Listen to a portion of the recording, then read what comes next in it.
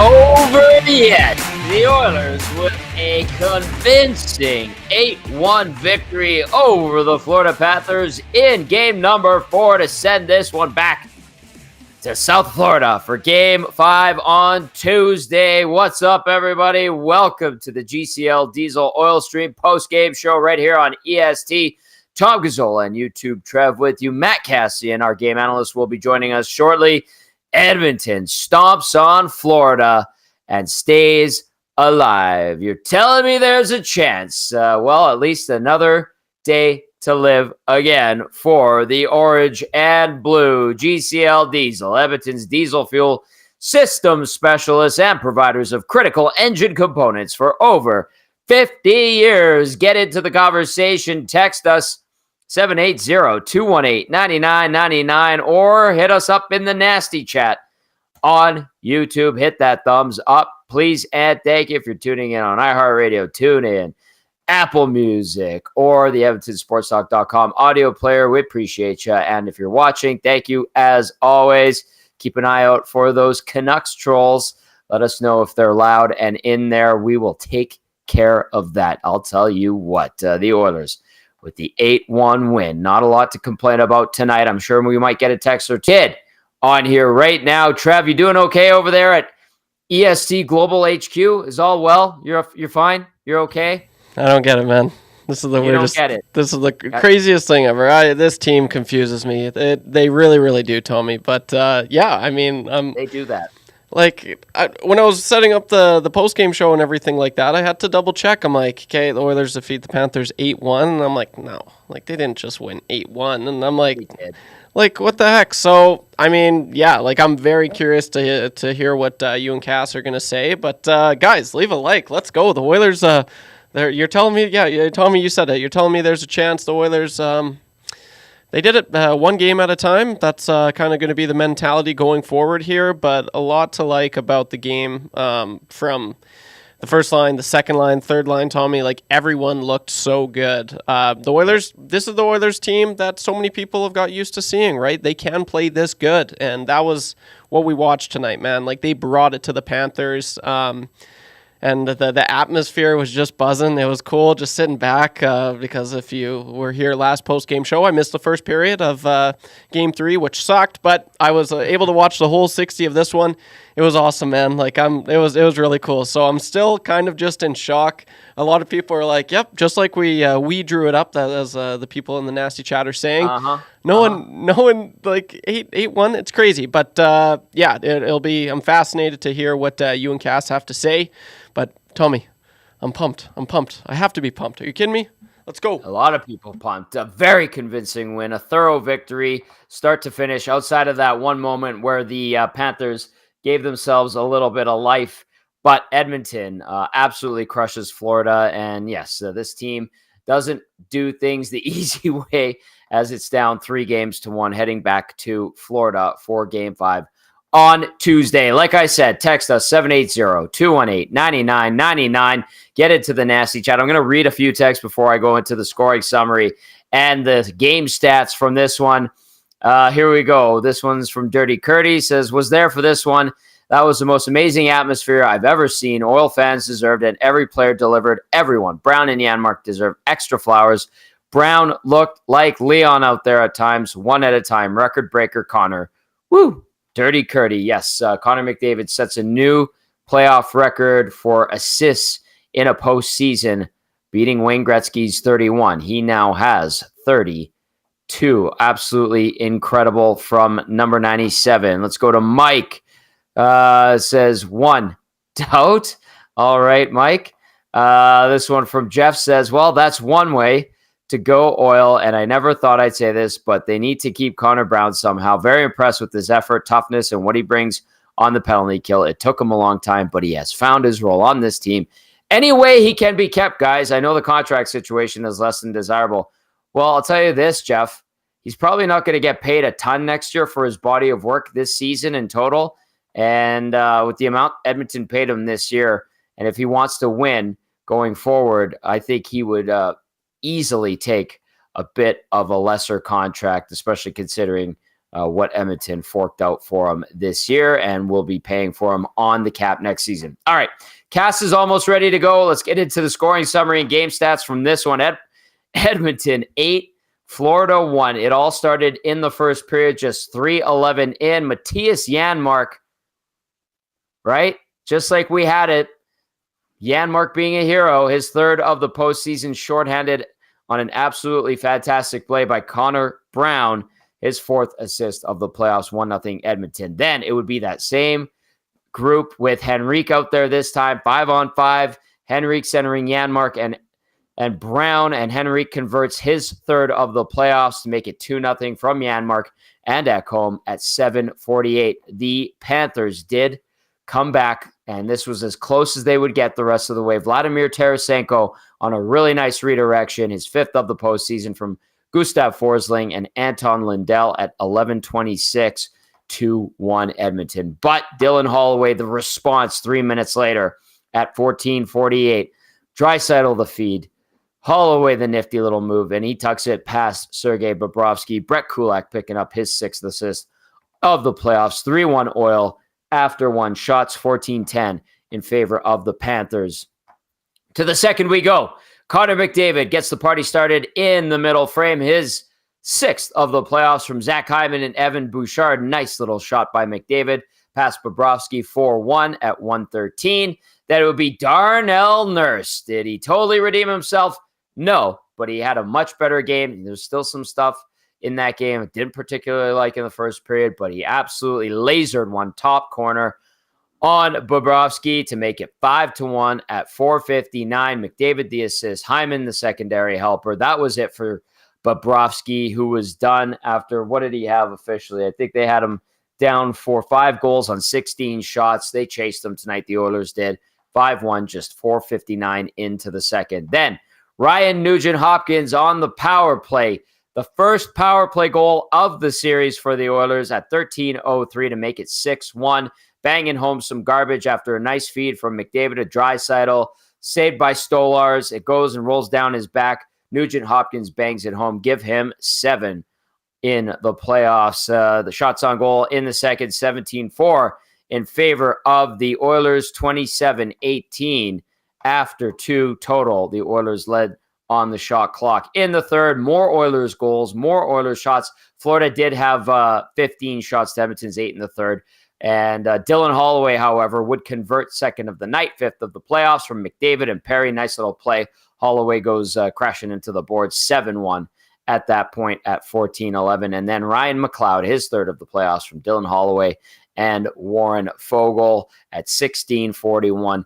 8-1 is your final. That is Edmonton's first Stanley Cup final victory in 18 years. Interesting with the numbers, 1-8 there. And whatever, it worked. If it's the universe telling you something, I don't know. The Oilers win 8-1 at the end of the day. Shots on goal, 35-33 in favor of Edmonton. Edmonton wins the faceoff battle. First time we could say that all series. First time in a while. I think they did it once against Dallas. 53.2% to 46.8. Power play, 1 for 6. PK, 4-4-4. Excellent.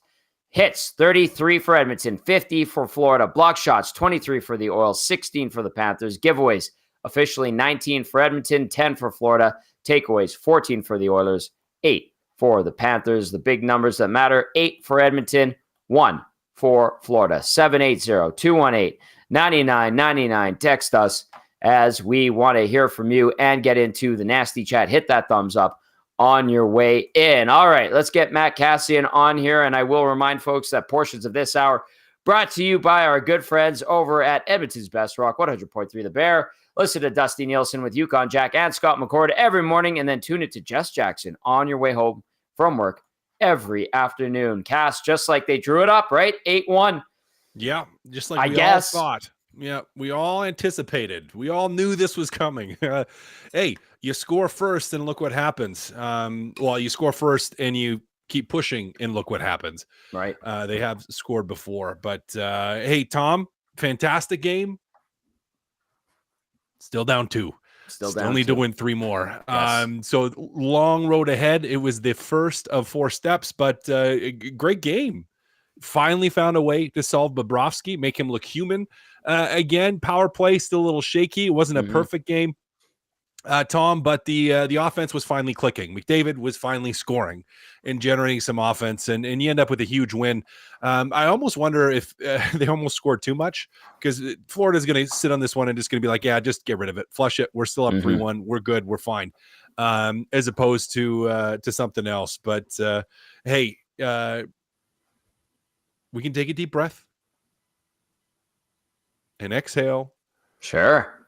And there's still lots of series left. But you bought yourself at least another game. So kudos to the Edmonton Oilers, Tom. They came out today.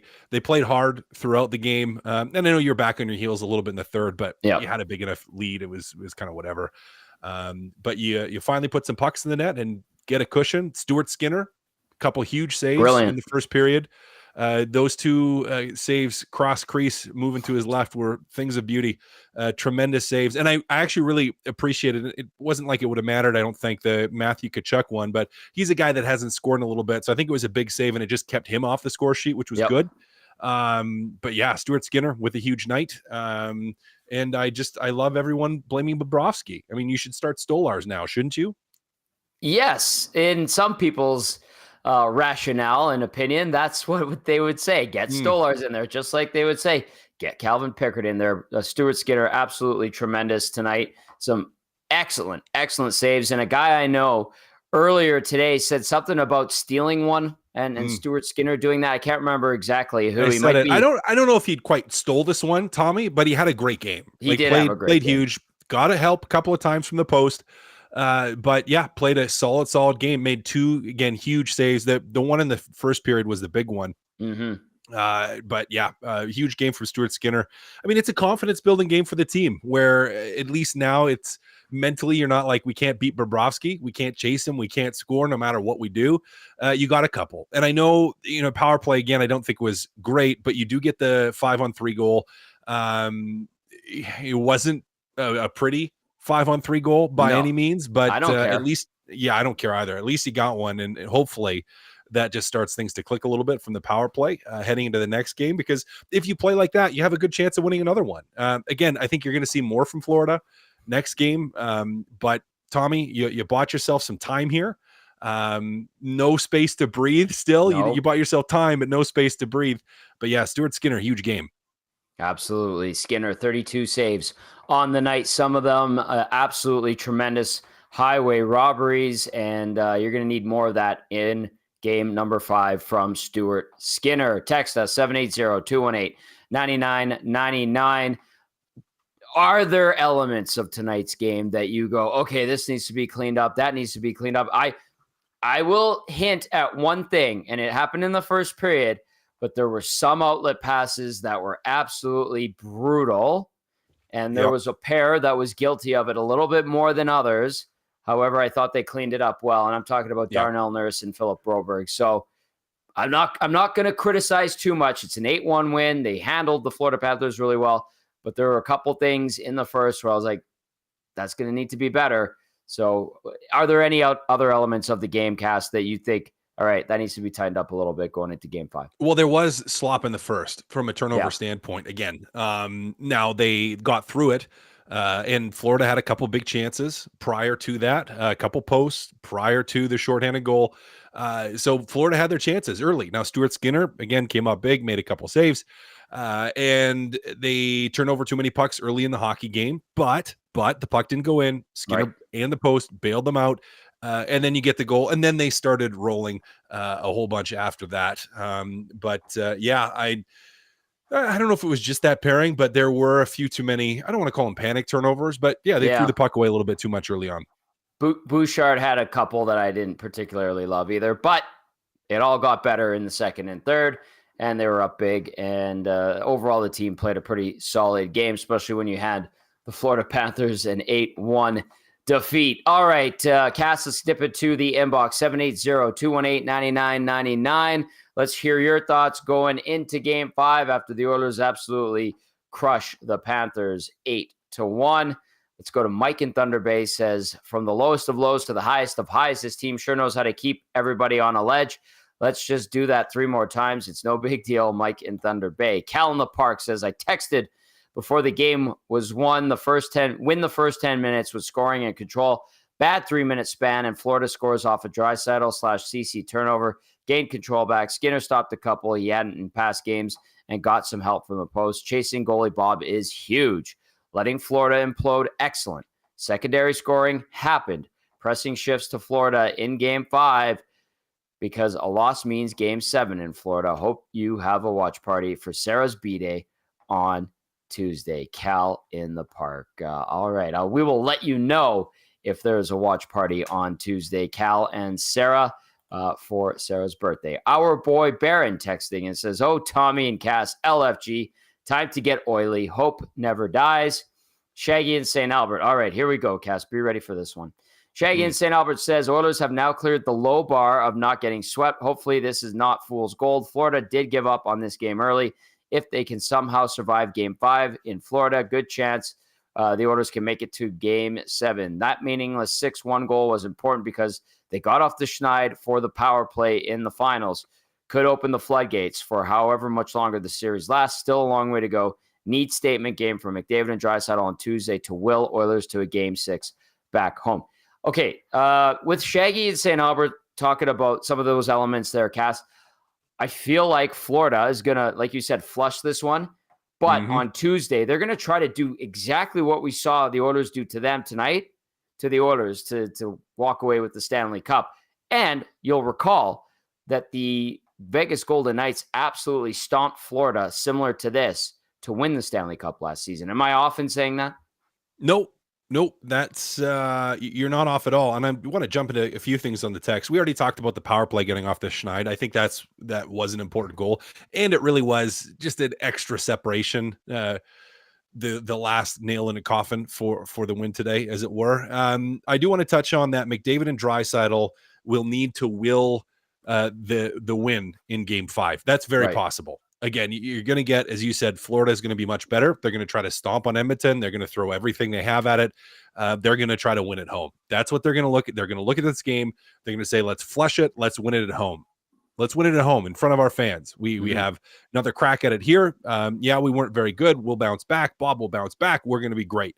And yeah, with that mindset, it is very possible that McDavid and Draisaitl have to will this team to win. Now, they will need further contributions, as much as it were, Connor Brown and Matthias Janmark willed the Oilers to win in a lot of ways tonight. By the way, in a few minutes, we should talk about Connor Brown. Yep. Throw some props his way with the game that he had. But yeah, you're going to need McDavid and Draisaitl, and you're going to need the rest of the team. You really will. But yeah, it's going to be a tougher game, Game 5. You got to win on the road. You haven't yet in the series. You got to win on the road. So, Tom, a huge game, obviously, because if they lose the Stanley Cup. Yep. But you got to be ready for Florida to bring it all. 780-218-9999. Did you want to dive into Connor Brown and his performance tonight, Cass? Because I'll give you the stat line. I thought he was a beast. I think he's been playing very well for this team ever since he got in, when he had to sit out in that Kings series. And I know he played pissed off in the Vancouver series, but he's been very good for the Oil in the last 2 series in particular. I thought he was good against Vancouver as well, and it's nice to see. That's why they brought him in. He had an assist tonight, +2, 2 shots, 1 hit, 14:42 time on ice, even won a face-off tonight. What are you getting from Matthias Janmark and Connor Brown, and what are you liking about these 2 veterans and what they're doing? Yeah, well, it was just work. It was just gritty work. You working on the penalty killing was fantastic. I mean, Florida has 1 power play goal this series. The penalty killing has been absolutely lights out, and those 2 guys have anchored it. Connor Brown was, they generated a couple opportunities shorthanded today, just battled, and that's it. I mean, that's the bottom line, is those 2 guys threw everything they had at this game and threw everything they had out there, and because of it, I don't want to say they won the game for them, but they were a huge part of that win, just with the battle level. So Connor Brown, I would agree with you. He's been digging in quite a bit since he got back in the lineup earlier in the playoffs, and this probably was his best game as the Oiler tonight. I mean, it really was. He got a pretty big applause, the one penalty kill at the end of it, rightfully so, with the extra effort to get the puck and send it down. I mean, I think it was on the back check. It was a stick lift, and he I can't remember who it was. He picked his pocket and ended up clearing the puck. But yeah, he's getting a lot of love in the nasty chat, rightfully so. Huge game from Connor Brown, and yeah, you just from those bottom six guys, Henrique, we could throw in that conversation as well tonight. I mean, you need that type of game where it was just gritty, grinding, spending a little bit of time in the offensive zone, just hard to play against in the penalty kill. It really helped give them a chance to win tonight. 780-218-9999. The Oilers win 8-1 over the Panthers in Game 4. One thing before I dive back into the inbox and bounce some stuff off of Cass. If you have questions for him, text us. Nasty chat. Keep doing your thing. Did you notice Connor McDavid? Like Dylan Holloway was pumped up. He goes out for the 3 stars. McDavid in his post-game press conference, like he had the mean face. You know what I mean? Like very determined and didn't seem to be overly zealous with the win, because I think he understands that it's just one and that they are still backs against the wall. Do you like that from the captain? Yeah. Don't be satisfied with winning one game and avoiding the sweep. Yeah, you have a long road ahead still. And we said that your backs are still against the wall. Like I said, you bought time, but not breathing room. You have no breathing room the rest of the series. So, yeah, I mean, it is great to be excited about the win. And, yes, for Dylan Holloway, young player, great to be excited. Sure. Great to be feel good about a game. But you still have a mammoth of a mountain to climb here. So it was the first step in it. It was the first step. But the next one's going to be harder. And then the next one's going to be harder. And then the last one, if you get to that point, is going to be the hardest. So, yeah, I mean, I'm not surprised he's game face. He should be game face still. I mean, what would we be saying if he was just all like giddy, happy, excited, overly pleased with himself after that one? We probably look at it and go like, dude, you got 3 more wins in a row. Yes, you got to string together here. So, yeah, he's game face still, rightfully so, because your backs are still against the wall.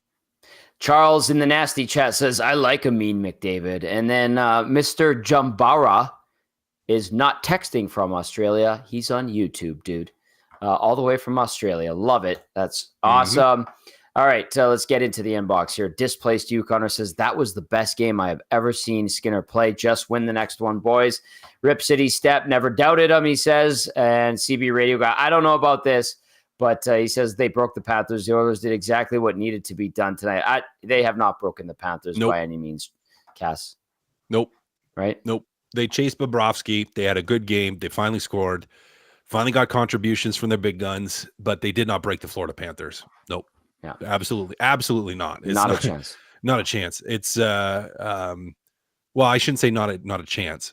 Highly unlikely. Extremely highly unlikely. You're going to see a better Florida team again in Game 5, trying to win it at home ice. So yeah.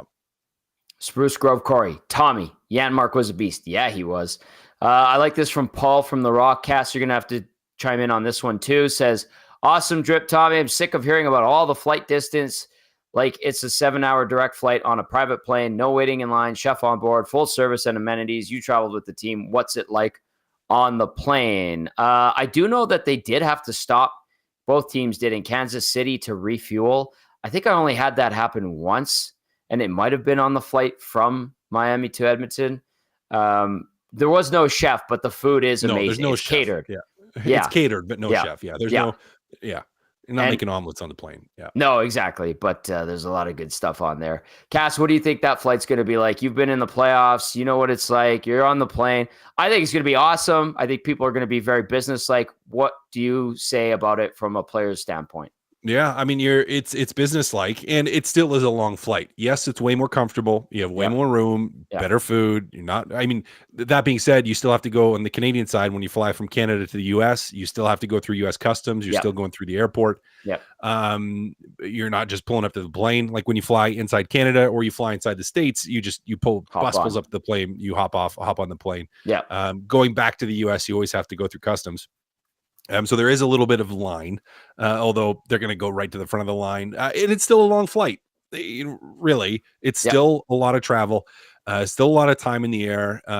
But both teams have to do it. So to me, it's really a non-factor for the two teams, or a very small factor. Now, the delays and the late stuff, if you storms and all that can wear on you a little bit, but it's not really both teams have to deal with it. So I'm going to tell you who is going to complain. Our peers in the media. Yeah. All of our colleagues. They're already like, oh, I got to be up at 3:30.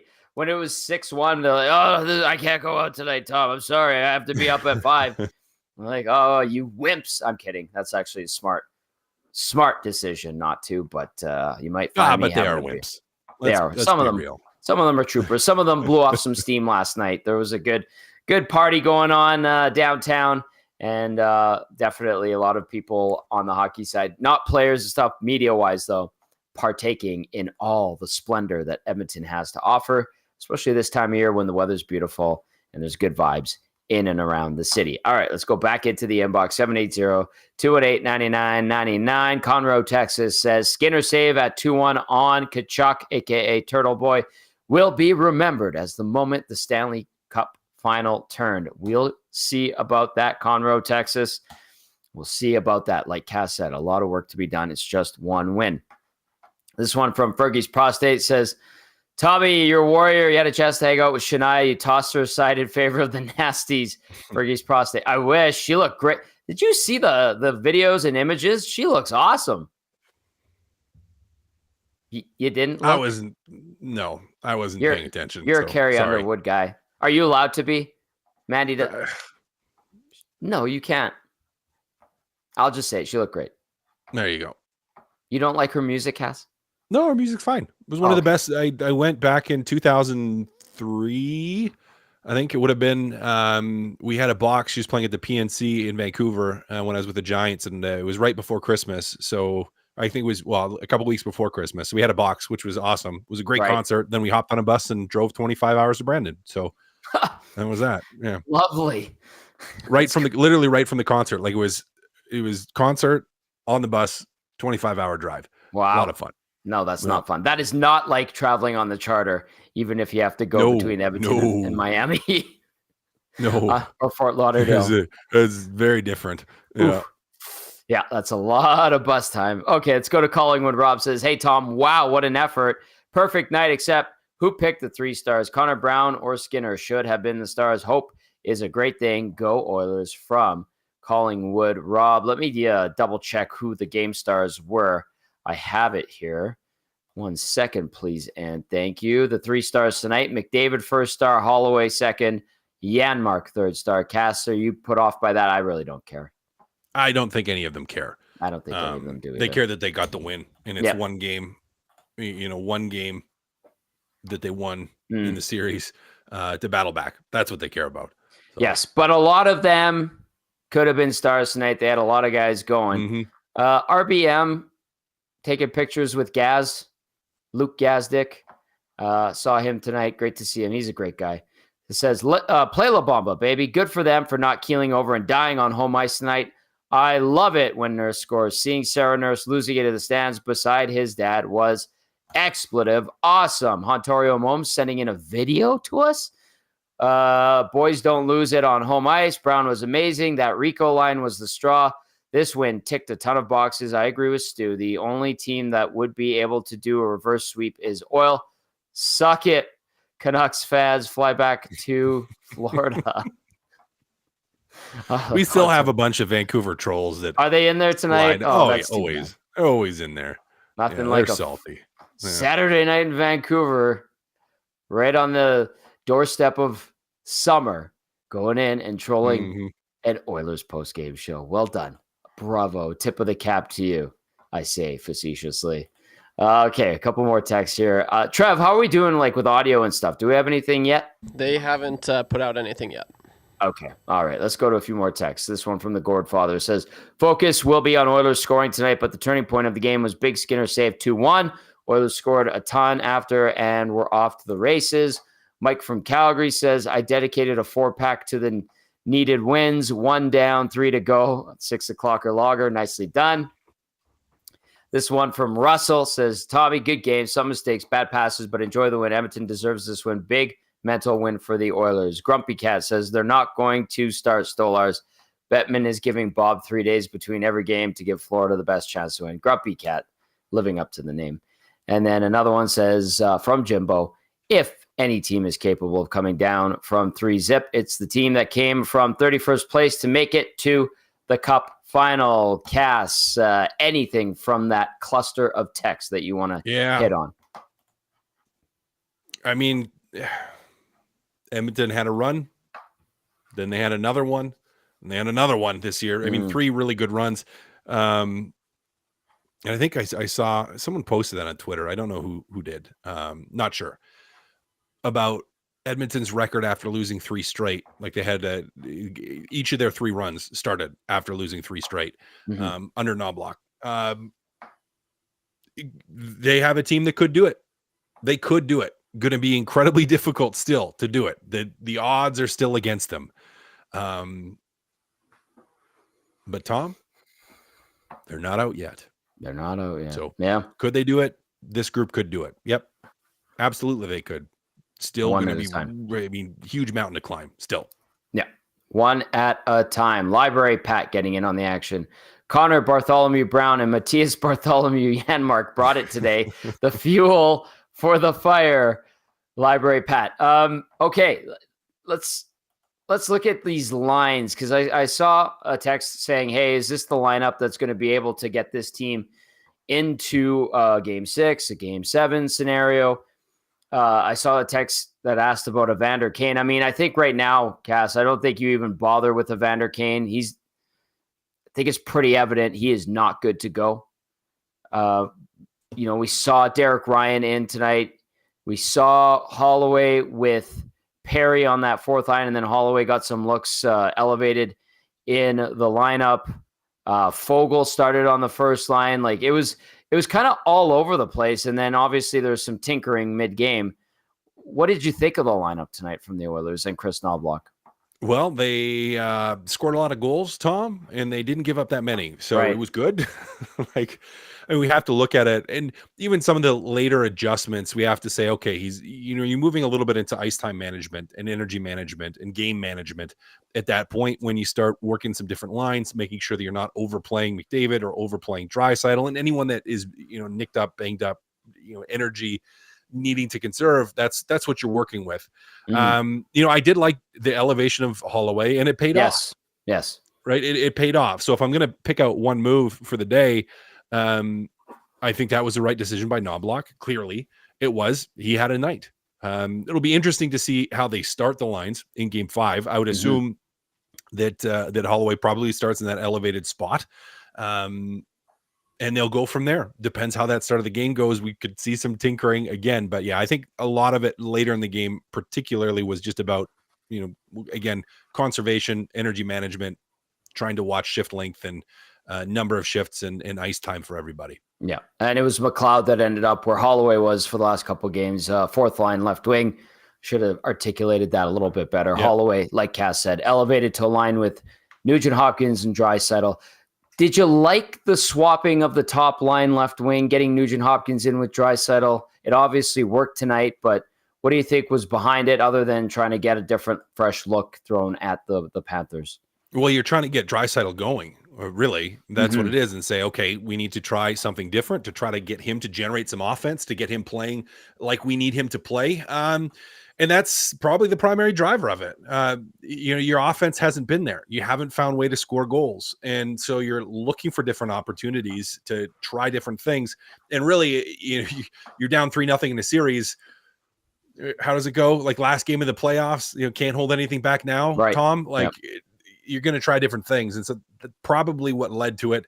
Again, they might run with it back here in game 5. Wouldn't shock me if that's the way that they start.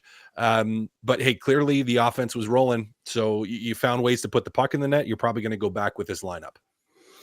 780-218-9999. Tom Gazzola, Matt Kassian, YouTube Trev with you. The Oilers defeat the Florida Panthers 8-1 in game 4, forcing a game 5 Tuesday night. Can they keep this going? I don't know. We shall see. But the Panthers will be super pissed off, and they're going to take this one and use it as motivation. Even though they're going to flush what happened, they're going to try to do the exact same thing to the Edmonton Oilers that happened to them tonight and try to lift the Stanley Cup. We'll see if that does occur, but we've got a couple of days to digest this one, and we're breaking it all down right now. If you want to text us, 780-218-9999. Of course, get into the nasty chat as well. Let's go. This one from Kent in Red Deer says, I'm so pumped. Awesome to get one.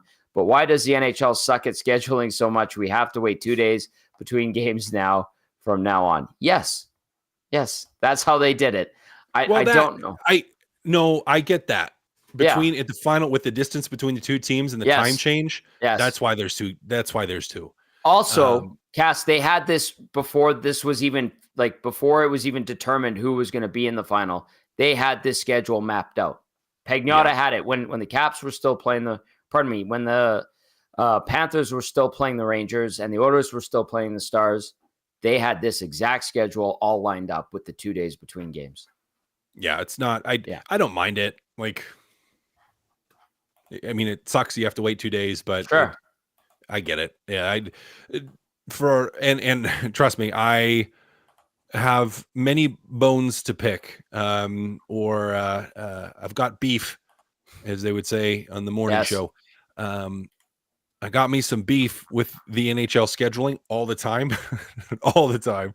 Major issues with it. This to me doesn't bug me. It sucks, but it is what it is. I'm not worried about 2 days in between games in the Stanley Cup final. Yeah, no, they've done this before too, I believe. Yeah. Okay, let's go to Taco. Says, Tommy, it's nice to see guys other than the bottom six score. Hopefully this wakes them up for game 5. Let's go. Cass, how about that? That is a good point by Taco. We finally see a goal from Nugent Hopkins. We see a goal from McDavid.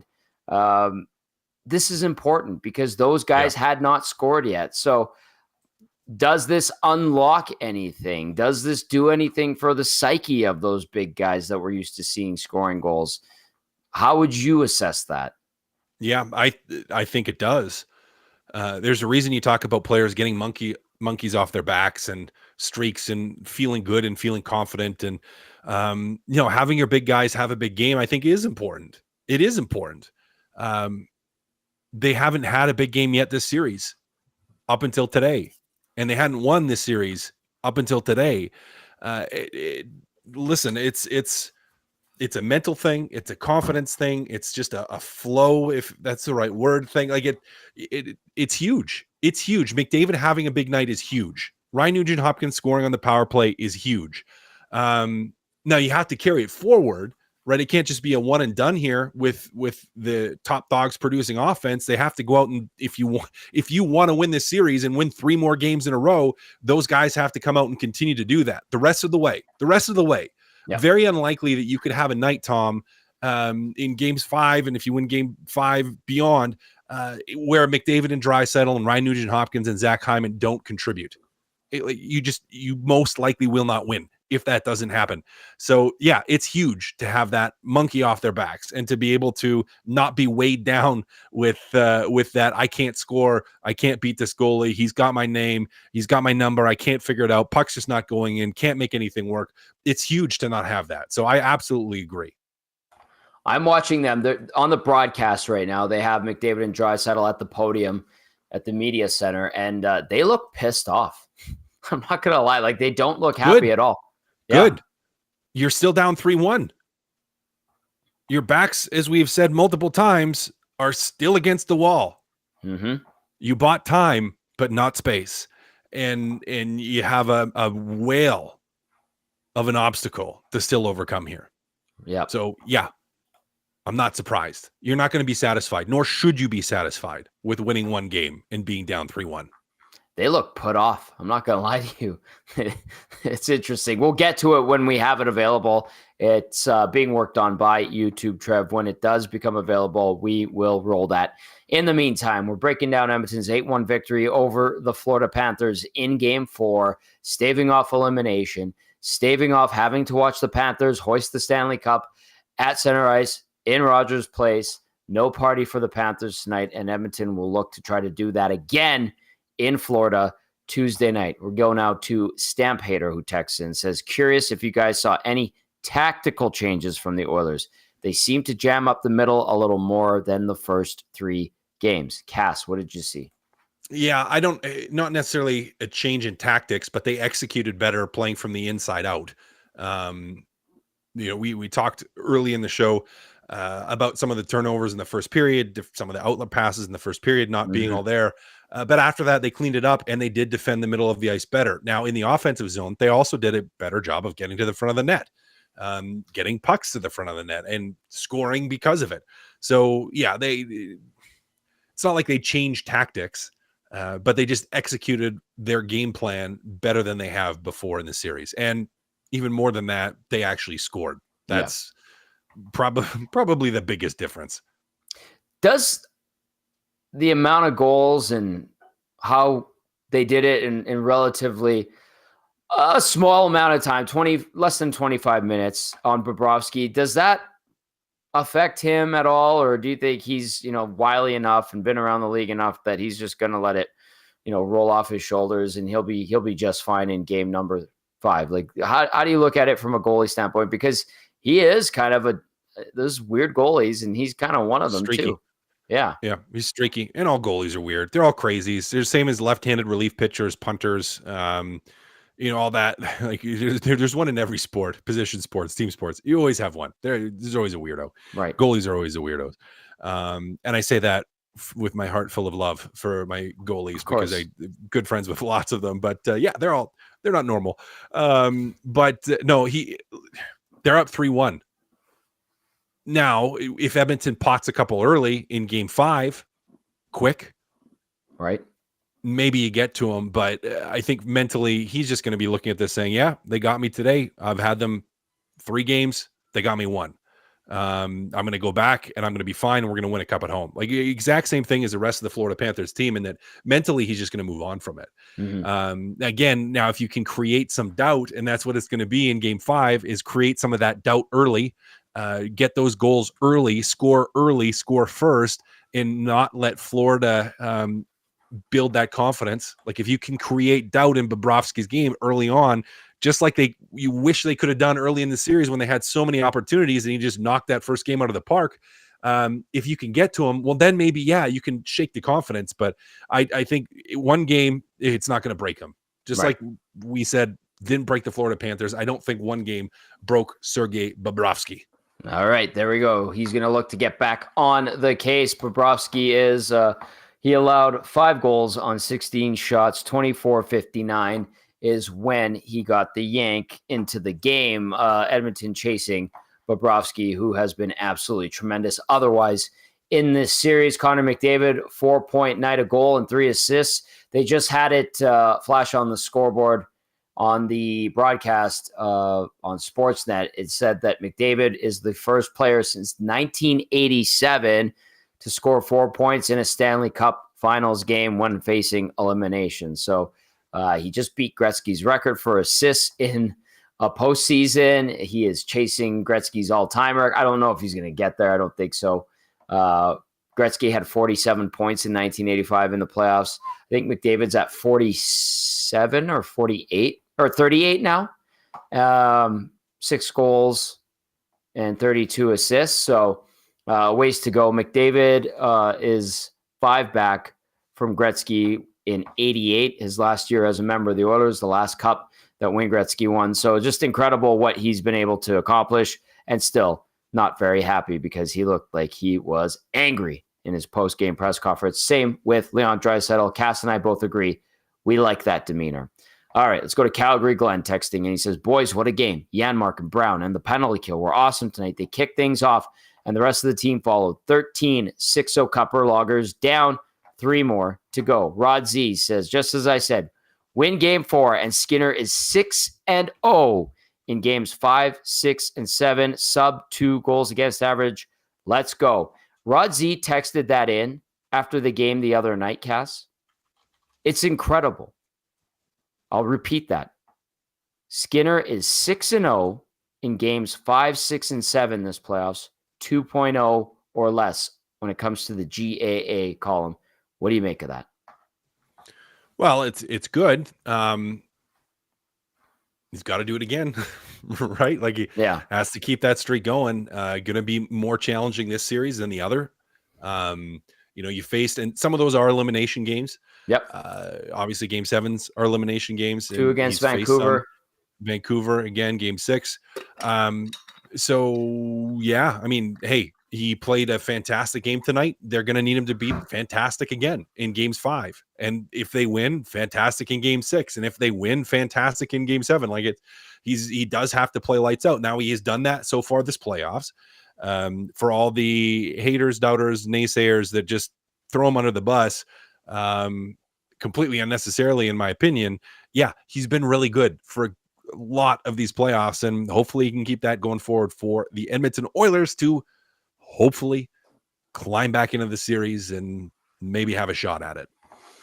All right, keep those texts coming in, 780-218-9999. We've got a couple more minutes with Cass, and then we still await some availabilities from tonight's 8-1 Oilers victory in game number 4 as they stay alive. No Stanley Cup for the Florida Panthers tonight. Edmonton looking to claw its way back into the series. Game number 5 goes Tuesday, 6 p.m. puck drop. We'll have all your coverage there right here on EST. I'm so glad we get to do a pre and post game show again. I wasn't ready to give up the season, Cass. I knew that there was a real possibility, but it didn't happen tonight, and I'm super, super excited for Tuesday. So much to talk about between these games. Okay, let's look at it Florida perspective. I know you said flush it, this, that. Is Paul Maurice giving them a rah-rah speech? Is he saying anything? Does he need to say anything? Are there guys having conversations in the locker room? Is the leadership group say? How do you think that they're handling this loss tonight going into the next one? Yeah, they're Paul Maurice's message was probably short and sweet. Was probably not our game tonight. Not our game tonight. Hand it to them. They played a great game. We didn't play our game. Mm-hmm. We're going to get back to playing our game. We're going to be fine. Let's go win it on home ice. And that's it. That's going to be it. Flush it, right? Get rid of it. Mm-hmm. It was bad. We weren't good. They played well. They scored. We know Bob's going to be fine. We know we're good. Just play the way that we need to play the way we played through games 1, 2, and 3, and we're going to be okay. That's the messaging. It's going to be short and sweet. He's going to flush it just as much as the rest of them. And really that's top to bottom. That's going to be the mentality. If there's conversations, those are the conversations. They're just going to be, hey, let's move on. Let's go win it at home. And that's it. That's what they're going to be talking about. The Panthers 8-3 this postseason on home ice. They fall to 7-3 on the road in the playoffs. As for the Oilers on the road now, a 6-5 record. They improve at home to 7-4 this postseason. All right, Cass, let's shift it to the Oilers now. You talked about McDavid and Draisaitl look like they were ornery during their media avail post-game, which we liked. Both of us are on the same page there. Chris Knobloch, does he have to have a big conversation? Is there a rah-rah? Is there anything who's saying anything? Are they just saying or just going, nope, we get it. Same thing, rinse and repeat on Tuesday. What do you think? You don't have to say anything. You're down 3-1. You don't have to say anything. I mean, the leadership group, and they should be saying, is great game. Can't lose one. Yeah. So, yeah, great game.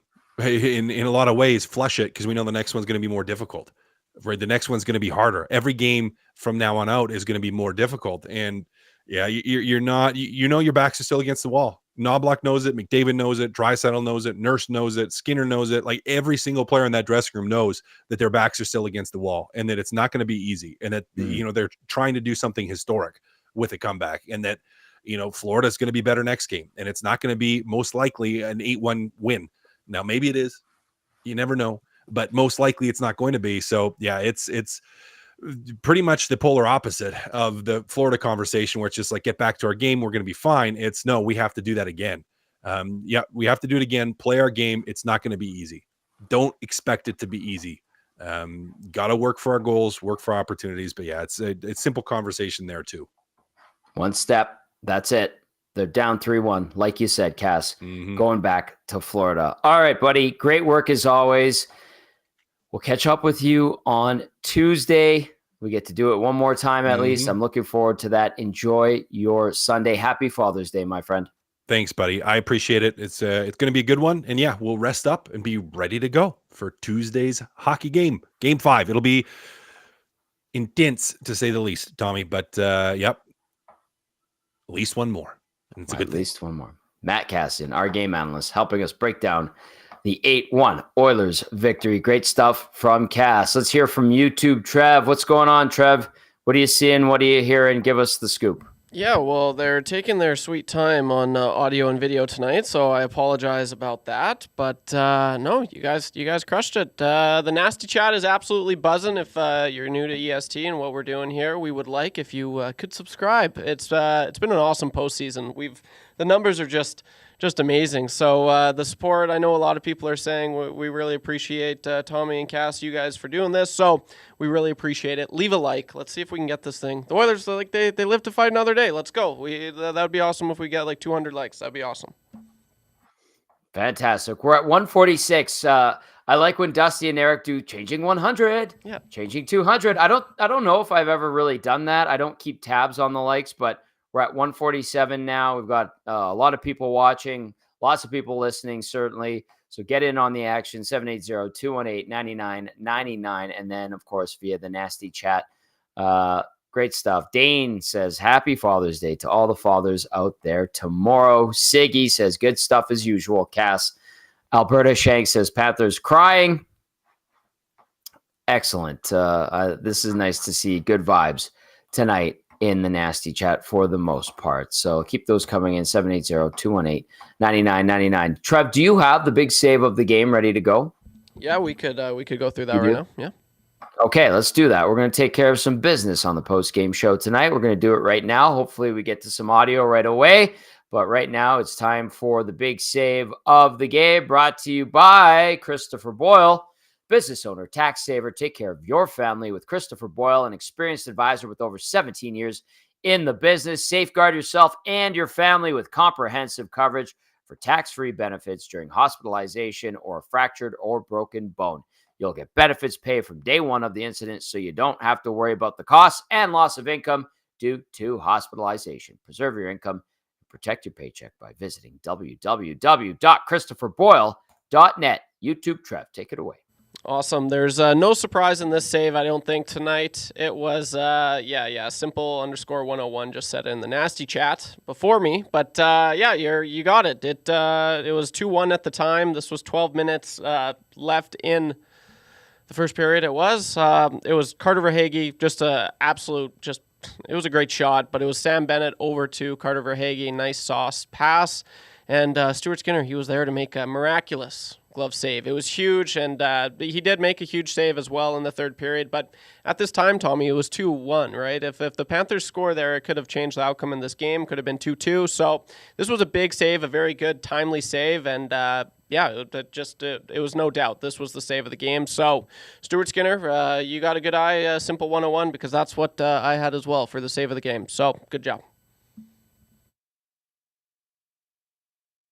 Nicely done, Trev. Nicely done. As always, that is the big save of the game presented by Christopher Boyle. And I do have a bunch of texts to get to. Keep them coming in, 780-218-9999. I was kind of reading the Nasty Chat to see what the heck was going on over there. I'm seeing a little bit of everything.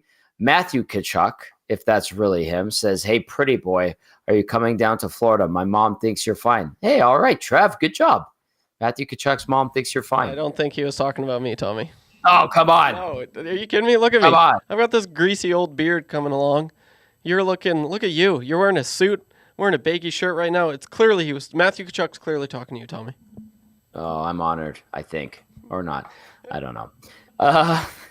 Penner's Pancakes getting into the action says, Bennett looked terrible with his crawling and carried down the tunnel. Like, come on with trying to sell these. Yeah, that was something that was being discussed up in the press box and people going, what was that all about?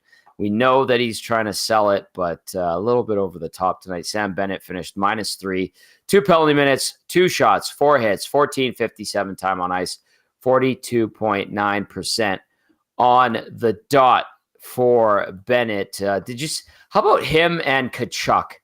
taking those penalties and the Oilers getting the 5-on-3, like the scrum. And it was Tkachuk that was just feeding McDavid the rights, wasn't it? I'm remembering that correctly. I must be. Yeah, it was a little bit of both, because I know Tkachuk got in there with someone. He gave them the first person was Tkachuk. He was feeding Connor, and then later, like 30 seconds later, he gets up. McDavid's like laughing, and then Sam Bennett didn't like that, which is funny because those are former teammates, the under 12 or something like that. They go way back in Toronto. Right. So it was kind of interesting to see, but McDavid's just like, I'd be very frustrated because all he's doing is smiling, and he got a 5-on-3 out of it. So good for Connor. That's the experience of him, because he could have very well retaliated, and that outcome could have been very different. But it was nice. It was a 5-on-3. The Oilers were finally able to capitalize on a power play, albeit a 2-man advantage. But it was good to see. I got a couple of texts here. I like this one from Schmokey the Bear. Schmokey the Bear says, I don't know if an Oilers win has ever felt so good. Still a long way to go, but there's hope. My family and I were cheering from Mexico, and we'll be doing the same on Tuesday. The floodgates are open. Goalie Bob is beatable. P.S. to all the McOverrated people out there, you have never looked more foolish than you have tonight. From Schmokey the Bear. The rookie says, no, it was Bennett that was plugging McDavid in the face. Oh, my bad. I thought it was... First, it was Tkachuk. It was Tkachuk. Yeah, that's what I thought. And then Bennett got in there afterwards. Yeah, okay. So they both did. And then they got the double whammy, and the Oilers finally scored on the power play, ending that stretch where they were 0-for. It didn't look particularly great, the power play, but you kind of knew with the way things were rolling at that point that they'd probably get one full 2-minute power play. They do get the one, a greasy goal, which is nice to see. And I suppose you look at the positives tonight and you don't want to nitpick too much, although we tend to, and it's part of the business. For show. We go to Jason now. Jason texting in and says, okay, hear me out. Great win. They deserve it. But they must take the physicality up a notch. Have to make them worry about getting hit hard.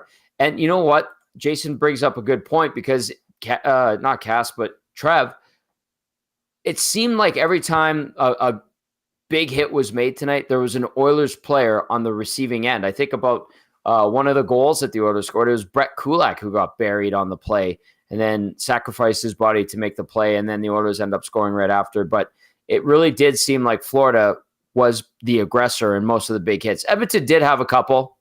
They had a couple of borderline ones. I know Hyman buried somebody. It was kind of like, ooh, if it was a little bit more of a rotation, then that guy would have been in trouble. Fortunately, he was not, but it seemed like it was the Panthers with the bigger hits tonight. Is that fair to say? How did you see that? For sure. And I think that's Paul Maurice. Like, he knows, like, the Oilers have all the, they're wheeling and dealing out there. Like, I think that's Paul Maurice's experience saying, like, guys, we gotta change something up. We're down, but like, let's not go at it down without a fight, right? So they're trying to muck it up a lot, and that's just how Florida plays. But yeah, I saw Philip Broberg on the receiving end of a few hits. They're a physical team, but like, that's something for sure. If you're the Oilers and you're down, like that's in previous games, I would have loved to seen them be more physical, because hits go a long way, right? It rallies the boys. Like if you're Vladimir Tarasenko, you lay a huge hit on any Edmonton Oiler, he's going to be going to the bench, and the guys are going to feed off that. So, they were a lot more physical, I thought, and there's a reason why they were down. So I thought the physicality played a huge part for them. Obviously, they came up short by quite a bit, and it didn't really matter in the long run, but that's the Oilers. The Oilers, I'd like to see them, definitely be more physical going forward, for sure. All right. There we go. 780-218-9999. Nicely done, YouTube. Trev. Ontario Momes replying again, says, appreciate the Broberg and the Holland pick. He has been a monster. He's a player because he will absolutely soak hits to make a play. Donnie M., who's been all over Nugent Hopkins, says, sorry, Tommy, I can't rip on Nugent Hopkins tonight. His assist was amazing. And he even called him Nugget. And he goes, I apologize. Nuge scored, my bad. Buzz in Nebraska says there were some stretches with strong side wing cutting across and crisscrossing to hit the middle. The Gord father says, boys, the depth on the team has pulled their weight in this final. Connor been going, but need the rest of them to get going now. I think they do it. Power play also gets going like it did last 3 games against the Stars after early struggles. I believe in this team, says the Gourd father. Love the crowd singing for Shania Twain tonight. That's from Brandon, who says, move over, Tate McRae. Chris says, next game, Oilers in 1. LFG. Rip City step with a picture. Are you in our building? Oh, no, he just put himself in there with a Photoshop. Or is that actually you in there? With Rip City step? Is that on? Yeah. In the text line? It's in the text line. Oh, wait, there it is. Let's see this. I think that's a real picture. He was at the watch party in my building on the amenities floor. Yeah, that looks about right. Yeah. That was the scene of the hangout with Jonathan Torrens and Alice Moran. Absolutely tremendous time we had. I thought you were talking about the EST Global HQ. I'm like, someone's in here right now? No. I was getting scared, Tommy. Oh, yeah. All right, what else do we have? Vaz Van Vandervan texting it says, got to check out. I have copious amounts of drinking to do. Love the Nasties. Love Tommy and Cass at Trev. Go Oil. P.S. Callback. Good job, Cass, wearing your hat forward like an adult. All right, Vance Van Vandervan. Mix in the water, pal. I saw one other one I want to get to before we get to the player of the game that YouTube Trev is going to fire our way. Where the heck did that one go? I thought it was pretty funny. Mike from Calgary says, Shania was fired. Back to soccer. How are the Panther players not embarrassed at themselves? Dive, lay on ice like you're dead, limp, or get helped off the ice. Go down the magic tunnel and instantly cured. Wow, says Mike from Calgary. All right, where the heck did that one go? This one from Corey downtown says, loving the coming of age of Holloway and Broberg. Here it is. Corey B saying, good night, you wonderful people. I love you. XOXO.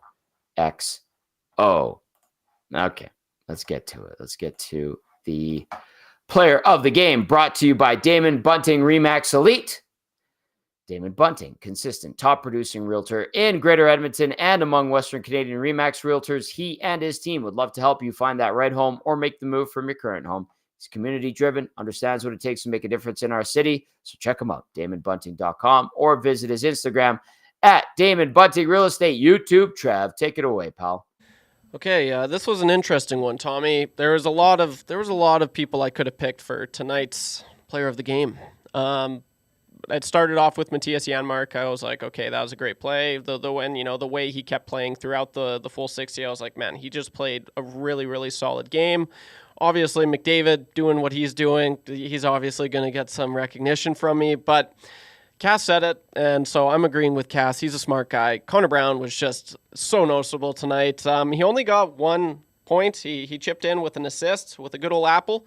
He was +2 on the night though, but man, from everything, like the panel was talking about him in the post or in between periods on the intermission there. And he was just so noticeable, man. Like, he really was. This was probably the best game I've ever seen him play. Easily, like, without a doubt, no question. He was just so noticeable. He had, like, so many good looks on the rush. The penalty kill was just magnificent. It was just such a treat to see. And this is the player that I remember watching Connor Brown when, a few years back when he got I think it was a 20-goal score for Ottawa. And he was just a very recognizable player. He kind of had a little bit of that Zach Hyman in him where he's just, just going 110% always. And just watching back Connor Brown this season, you're just like, well, like, what did the Oilers ever see in this guy? But you're starting to see Connor Brown now. Like, this is the player that they signed. And just a wonderful performance from him tonight. So, yes, he is the Damon Bunting player of the game. Had to be Connor Brown. I think you're muted, Tommy. That's okay. My bad. That's okay. My bad. I got you. I just wanted to intently listen to you. All right. I have a couple of things to get to as we wind it down. We're going to forego the post-game stuff unless you have it, Trev. Still nothing. No dice. That's fine. We don't need it. We're having a good time without it. This show has been humming along quite nicely. Quote from Connor McDavid, and I think it's telling. He said, we have to go to Florida, do a job, and drag them back to Alberta. That's McDavid on the Oilers mindset after Game 4. And then another neat thing via our friends at NHL Network, May 18th, 2012, Kobe Bryant wears a Wayne Gretzky jersey to a game, and the Los Angeles Lakers score 99 points in a win. June 15th, 2024, Warren Fogle wears a Kobe Bryant t-shirt to the game, and the Edmonton Oilers score 8 goals in a win. And if you'll recall, Kobe Bryant, who did change his number a few times, used to wear number 8. He wore 2-4 as well. Pretty neat little thing via NHL Network and the fine folks over there. Absolutely tremendous. All right, a couple texts to wrap things up. BC Trav says, best game I've ever been to. Boys, oh my God, too busy with the celly tonight, missing the cast. I'm sure you guys are crushing it like the Oil crushed the cast tonight. See you at Game 6. Go Oil, BC Trav. All right, have fun. Have a water as well as a few soda pops, wobbly pops, cactus colas, libations, whatever you want to call them. Mix in a water, BC Trav. Have a good one. Enjoy listening to this one or rewatching it or ingesting it in podcast form, because we take all of our shows on this station and turn them into podcasts as well. Just putting it out there on all the platforms like we like to do here at EST. All right, Trev, this will be the last text of the night. It comes in from Rod Z. He says, the Edmonton Oilers have now scored 10 goals in the last 4 periods, and that equals a nice 2.25 goals a period average. Hashtag let's go Oilers. Rod Z also was the one who added, win game 4, and Skinner is 6-0 in games 5, 6, and 7. Sub to GAA. Rod Z sending us some great texts and stats. That's going to do it for the Oil Stream post-game show, brought to you by our good friends over at GCL Diesel. Proud suppliers of genuine OE products from manufacturers like Bosch, Denso, Garrett, Borg-Warner, and Wholeset. Big thank you to GCL Diesel for being the presenting sponsor, as well as all of our other sponsors, Christopher Boyle and Damon Bunting, Remax Elite. That's going to do it. The Oilers 8-1 winners in game number 4, sending this Stanley Cup final back to Florida. Game 5, 6 p.m. Pre- and post-game show Tuesday night, right here on EST. For YouTube, Trev and Maddie Kassian, I'm Tom Gazzola saying thank you, as always, for listening, watching, ingesting our good content. We'll be back on Monday. Be sure to tune in to the VIP Golf Show at 8 a.m. on Sunday with Murray McCourt and Curtis Stock. Ciao for now, everybody. Enjoy the victory. Mix in a water. Good night, everyone.